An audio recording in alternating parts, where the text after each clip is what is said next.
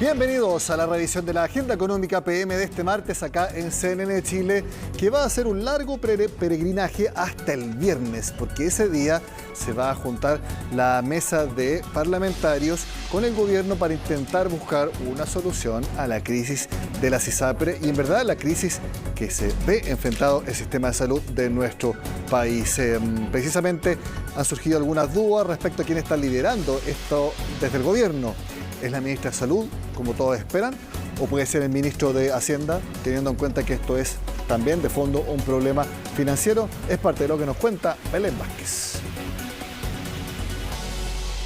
Para muchos la situación ya es crítica y se ve poca evolución, mientras las ISAPRES siguen cuestionando al gobierno y acusándolo de no presentar medidas concretas. El Ejecutivo mantiene su postura respecto de que no les compete responsabilidad en todo este escenario.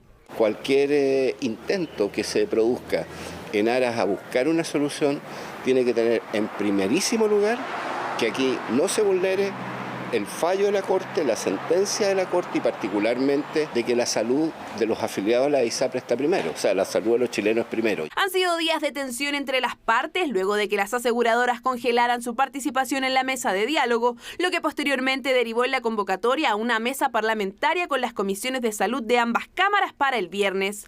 Pero pese a los llamados transversales al diálogo, las ISAPRES persisten en su postura de no retornar mientras el gobierno no presente una solución que ayude al menos a reducir la incertidumbre. Yo creo que equivocada, que una medida de presión, que hoy día no hay espacio para ese tipo de aproximaciones, es muy mala, se lee mal. Los prestadores, que también muchos de ellos están en una situación dramática y logran mantenerse en la medida que todavía están recibiendo el pago de la ISAPRE. Ahora lo urgente es establecer el mecanismo para que las ISAPRES reajusten los planes según la tabla de factores que entró en vigencia en abril de 2020 y que rige con retroactividad según lo establecido por el fallo de la Corte Suprema. Y como ese cometido tiene una arista sanitaria y otra financiera, han surgido voces que se preguntan si es el ministro Marcel el encargado de tomar las riendas de las negociaciones, teniendo en cuenta además que el titular de Hacienda ha endurecido el tono para referirse a esta crisis, algo que en todo caso no es compartido en su totalidad.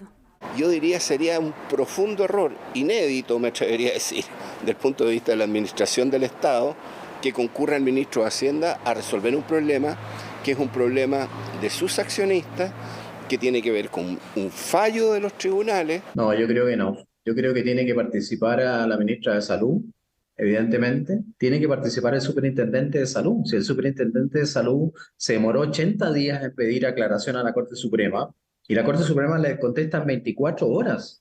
Ahí también hay una falta de prolijidad de respuesta rápida. En el gobierno no quieren que las soluciones que se encuentren se vean como un salvataje a las ISAPRES, toda vez que dicen la responsabilidad de la crisis actual recae sobre las propias aseguradoras. Por lo mismo, de momento se centran en el fortalecimiento del seguro público, algo que se concretará con el envío de un proyecto de ley que resguarde a los pacientes que transiten desde el seguro privado a FONASA. No se trata de hacer desaparecer un sistema y recargar el sistema público, que es lo que nosotros tememos, que haya un aumento en las listas de espera, que haya más retraso en las atenciones, que haya gente que está cautiva y que no pueda irse a otro lugar. Entonces, la situación es delicada, porque si le ingresan 3 millones más de personas al FONASA, con el 7% no basta. FONASA no se financia con el 7%. Para la mesa parlamentaria del viernes, los presidentes de ambas comisiones de salud ya tienen claras sus prioridades y lo que se requiere para poder dar una solución viable a los más de 3 millones de afiliados al sistema privado. Avanzar en un plan garantizado de salud que sea idéntico para los afiliados de FONASA y de ISAPRE y que nos permitan justamente terminar con los nudos críticos de las alzas unilaterales de los planes de salud, con las preexistencias. A mí me parece positivo empezar a contar con propuestas propias del Ejecutivo, pero claramente que me gustaría que esta propuesta tomara un camino un poco más concreto en el sentido de cómo estabilizar en este momento el sistema de la ISAPRE. Transversalmente a las ISAPRES se les ha llamado a conversar y retornar a la mesa de diálogo con el MinSal. Estas, en cambio, solo se han remitido a pedir que se dejen de lado las ideologías y se les entreguen más soluciones que las instancias de conversación. Este martes el Instituto Nacional de Estadísticas informó la producción industrial de diciembre, los últimos datos de los sectores productivos que faltaban para completar 2022. Y estos fueron los resultados. Descenso de 1% en 12 meses. No es un buen resultado, pero es menos malo de lo que se pensaba. Y de hecho es menos malo que otros indicadores de otros meses. Por ejemplo, minería subió 1,8%, especialmente producción de litio. Producción eléctrica de gas y agua 1,1%. Eso por el lado de los crecimientos, porque del lado de las bajas las manufacturas siguen bajando bastante, 4,1%, y el comercio ya completa prácticamente 6 meses de caídas anuales en un 8,3%. Eso sí, el comercio minorista, más en particular, tuvo un resultado menos malo.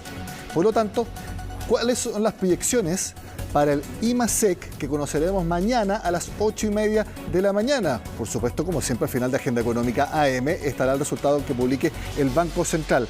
Bueno, vamos a ver cuáles son las proyecciones precisamente que entrega el mercado, que van desde una caída de 3% como máximo hasta una de 1,3%. Esto en el ámbito del IMASEC anual. Vamos a ver qué, por ejemplo, es lo que proyecta Security, y aquí lo vemos.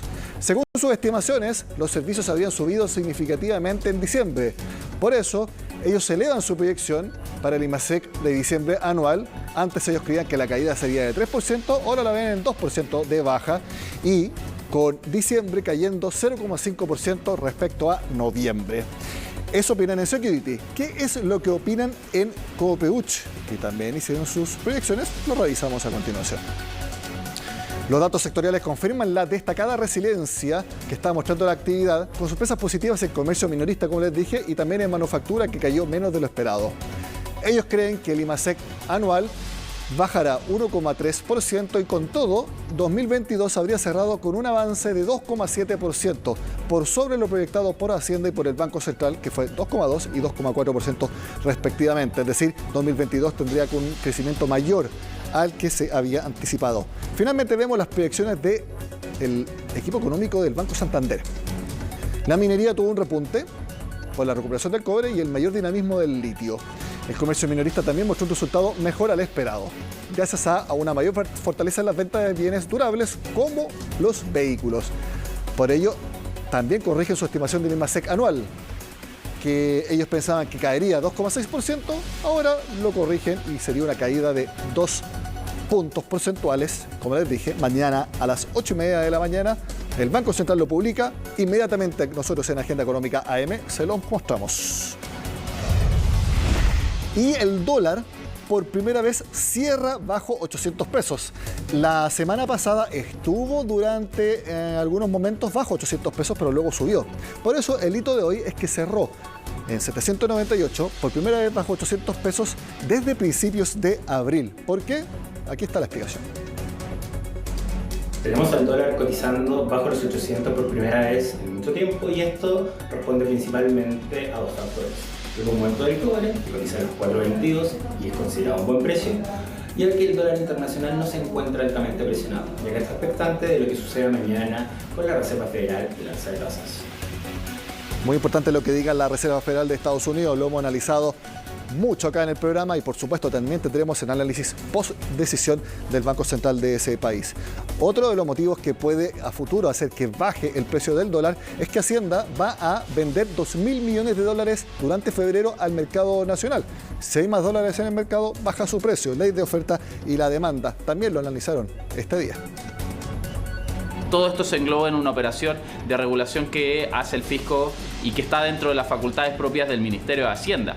Pero no podemos dejar de obviar todos los condicionantes que tiene el tipo de cambio hoy en día. Un dólar a nivel internacional a la baja, un cobre alcista dado la reapertura china después de un 2022 con fuertes restricciones por el COVID-19, podrían impulsar el precio mucho más a la baja de lo que ya hemos visto hasta el día de hoy, e incluso rompiendo la barrera de los 800. Pero siempre sujeto a todos los antecedentes que pueda entregar el mercado, como por ejemplo la reunión de política monetaria de la Reserva Federal para este 1 de febrero. Hablamos ahora de empleo, porque el diciembre la de cesantía en la capital cerró con una baja, porque cayó a 7,4%. Recordemos que el INE informó que para todo el país el año cerró en 7,9%.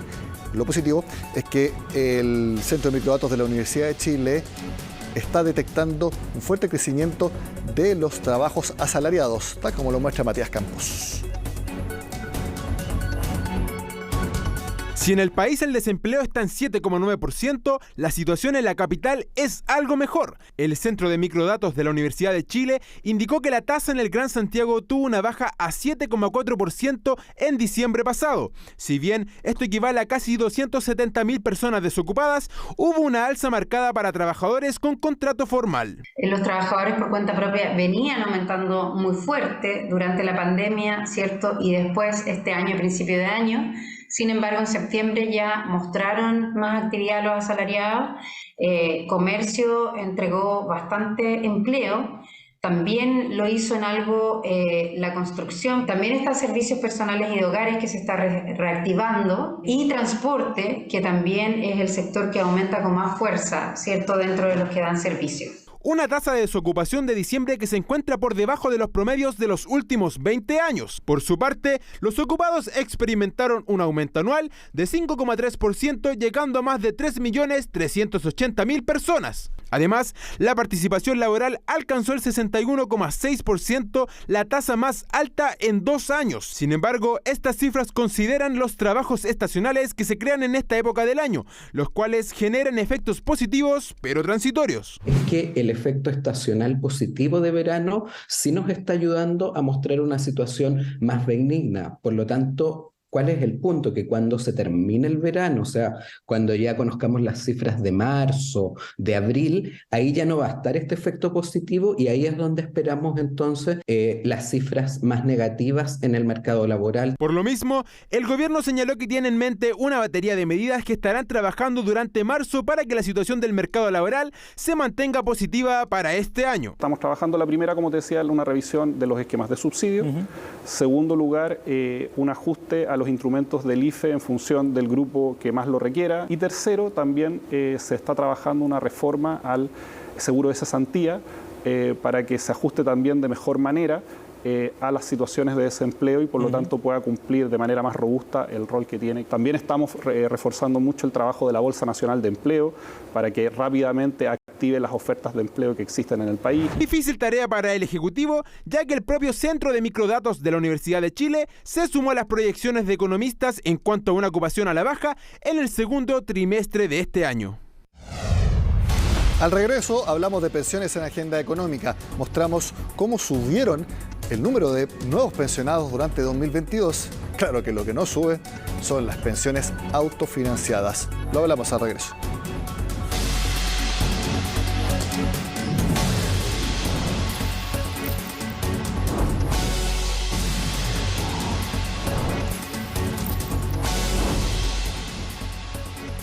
Vamos a revisar inmediatamente una información de Centro Ciedes y que publicó el Mercurio este martes, porque son los montos de las pensiones autofinanciadas de las personas que se jubilaron durante 2022. Reitero, estos montos son solamente si las personas se jubilaran con lo que ahorran en las AFP. Fíjense.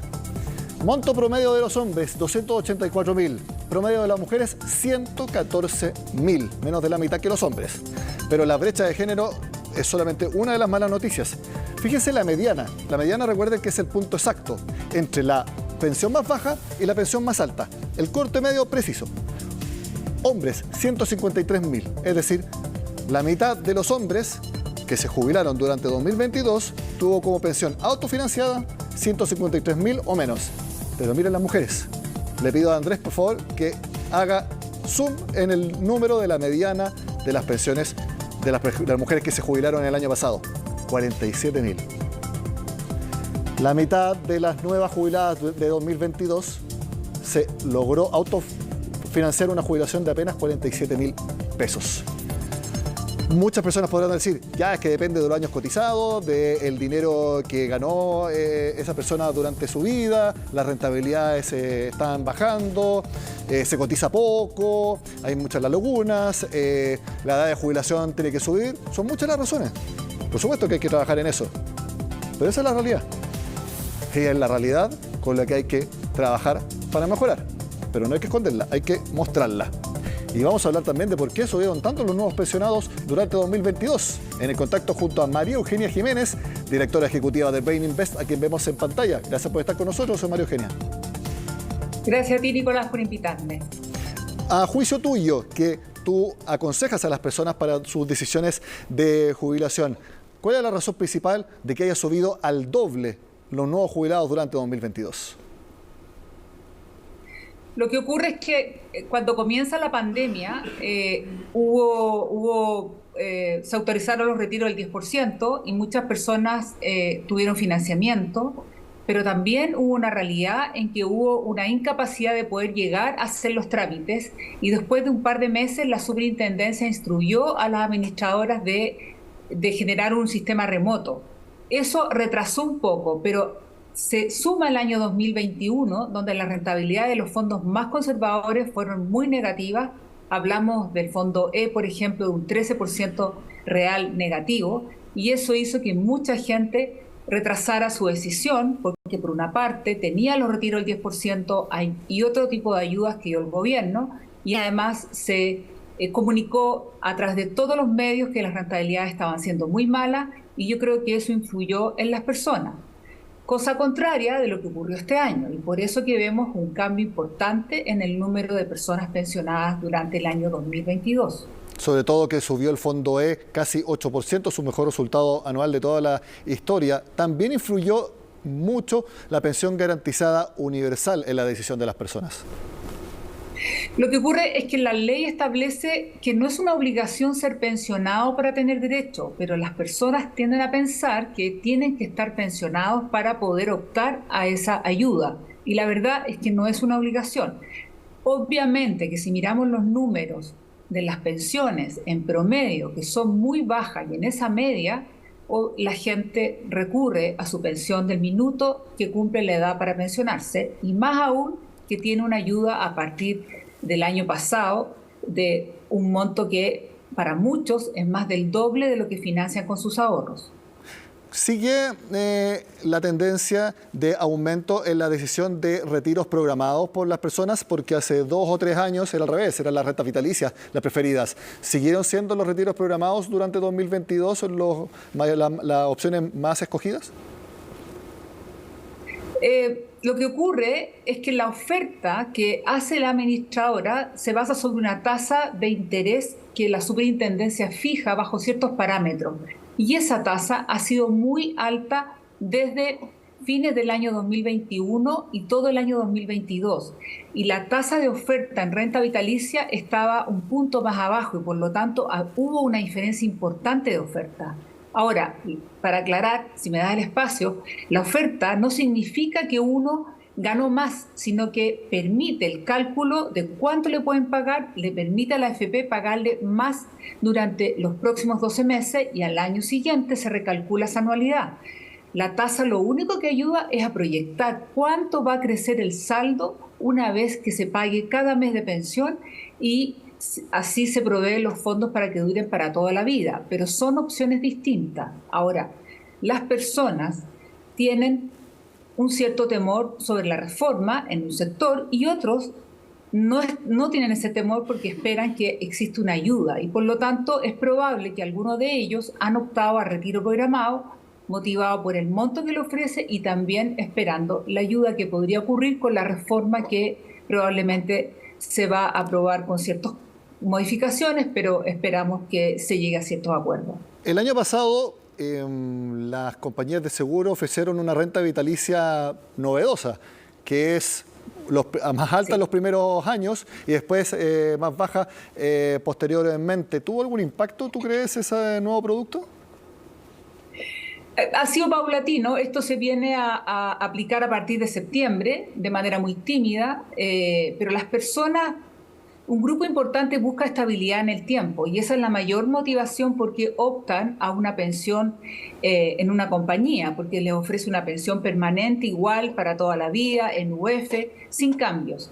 Esta forma de contratarlo, en que uno puede llegar hasta duplicar el monto que va a recibir por un periodo específico y deja una pensión muy baja para el mayor tiempo de la vida, en principio puede ser muy motivador, pero si la persona le da más vuelta, finalmente lo razona más y no todos optan a eso porque significa que no va a tener los recursos suficientes en la edad más difícil de la vida, ¿no? Que no pueden generar ingresos. María Eugenia, ahora viene la parte de las recomendaciones. Si yo tuviera 65 años o los cumpliera este año, y yo te dijera, María Eugenia, ¿me recomiendas jubilarme ahora en 2023? ¿Qué me responderías? Es que yo personalmente siempre he pensado que es una ventaja ser pensionado, porque uno puede elegir el monto que quiere recibir cuando permanece sus ahorros en la AFP. Entonces, entre una persona que dice mejor espero a que mis ahorros aumenten y luego me pensiono, la otra persona al lado puede considerar que es mejor pensionarse, recibir mensualmente su pensión, ahorrarlo y el día de mañana incrementar lo que va a poder generar para su futuro, pero hoy día si se pensiona ya está pensionado. Entonces hay una cierta incertidumbre que da vuelta y por esa razón yo sugiero pensionarse, que es la reforma. Y la reforma en teoría va a ayudar a un grupo de personas, pero la gente está intranquila. Y si uno se pensiona a través de la modalidad de retiro programado, mantiene la propiedad de sus ahorros, estos se mantienen invertidos y yo puedo elegir una pensión mínima de 3 UF hasta el monto que financian los ahorros. Si nos basamos en esta estadística que tú acabas de mostrar, obviamente que las personas van a preferir recibir su pensión. Y cuando tú estás en la última etapa de la vida para ahorrar y esperas 2 o 3 años, no es mucho más lo que va a aumentar la pensión. Entonces, a las personas que tienen un presupuesto restringido y necesitan recursos, obviamente que siempre voy a recomendar que se pensionen y que la decisión entre retiro programado y renta vitalicia pasa más bien como una decisión de familia y ahí sí puede esperar porque la opción de renta vitalicia es definitiva y en cualquier momento se puede cambiar. María Eugenia Jiménez, directora ejecutiva de Brain Invest, como siempre, gracias por estar con nosotros acá en Agenda Económica. Gracias, Nicolás. Que estés muy bien. Termina la agenda de este martes. En la agenda de este miércoles analizaremos el IMASEC de diciembre, cómo cerró 2022 y también la decisión de la Reserva Federal de Estados Unidos, la decisión económica más importante del mundo. Sigan con nosotros acá en CNN Chile.